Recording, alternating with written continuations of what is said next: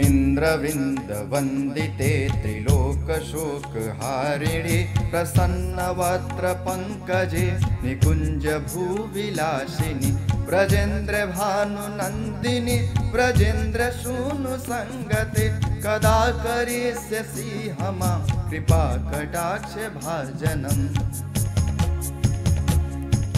अशोकवृक्षवल्लरी वितानमण्डपस्थिते प्रवालबालपल्लव प्रभारुणाङ्घ्रिकोमले वराभयस्फुरत्करे प्रभूतसम्पदालये कदा करिष्यसि हमां कृपाकटाक्षभाजनम्। अनङ्गरङ्गमङ्गल प्रसङ्गभङ्गुरब्रुवा सविभ्रमं ससभ्रमं दृगन्तवाणपातन निरन्तरं वशीकृत प्रतीतनन्दनन्दने कदा करिष्यसि हमां कृपाकटाक्षभाजनम्। तडित्सुवर्णचम्पक प्रदीप्त गौरविग्रहे मुखप्रभापरास्तकोटिशारदेन्दुमण्डले विचित्रचित्रसञ्चरच्चकोरसावलोचने कदा करिष्यसि हमां कृपाकटाक्षभाजनम्। मदोन्मदाति यौवने प्रमोदमानमण्डिते प्रियानुरागरञ्जिते कलाविलासपण्डिते अनन्यधन्यकुञ्जराज्य कामकेलिकोविदे कदा करिष्यसि हमां कृपाकटाक्षभाजनम्। अशेष हाव भाव धीर धीर हार भूषिते प्रभूत सात कुंभ कुंभ कुंभि कुंभ सुस्तनि प्रशस्त मंद हास्य चूर्ण पूर्ण सौख्य सागरे कदा करिष्यसि हमां कृपाकटाक्षभाजनम्। मृणालवालवल्लरी तरङ्गरङ्गदौर्लते लताग्रलास्यलोलनीललोचनावलोकने ललल्लोलं नीलं ननोज्ञमुग्धमोहिनाश्रिते कदा करिष्यसि हमां कृपाकटाक्षभाजनम्।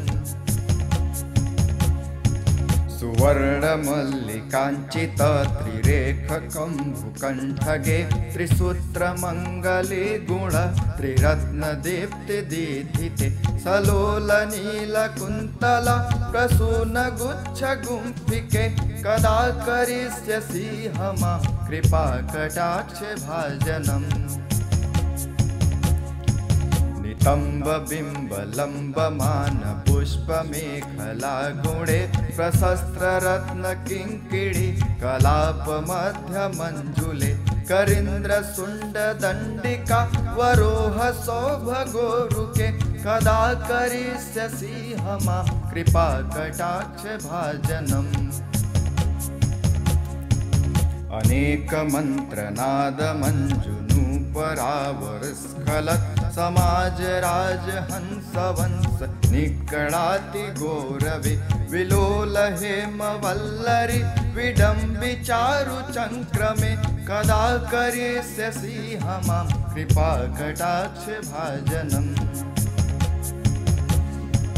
अनन्तकोटिविष्णुलोकनम्रपद्मजार्चिते हिमाद्रिजापुलोमजा विरिञ्चजावरप्रदे अपार सिद्धिरिद्धिदिग्ध सम्पदाङ्गुलीनखे कदा करिष्यसि हमां कृपाकटाक्षभाजनम्।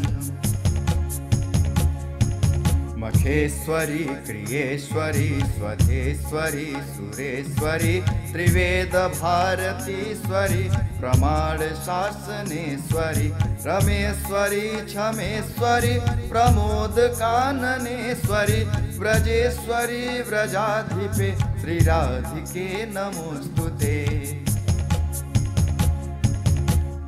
ममद्भुतं स्तवं निशम्य भानुनन्दिनी करोतु सन्ततं जनं कृपाकटाक्षभाजनं भवेत् तदैव सञ्चित त्रिरूपकर्मनाशनं लभेत् तदा व्रजेन्दुसून मण्डलप्रवेशनम्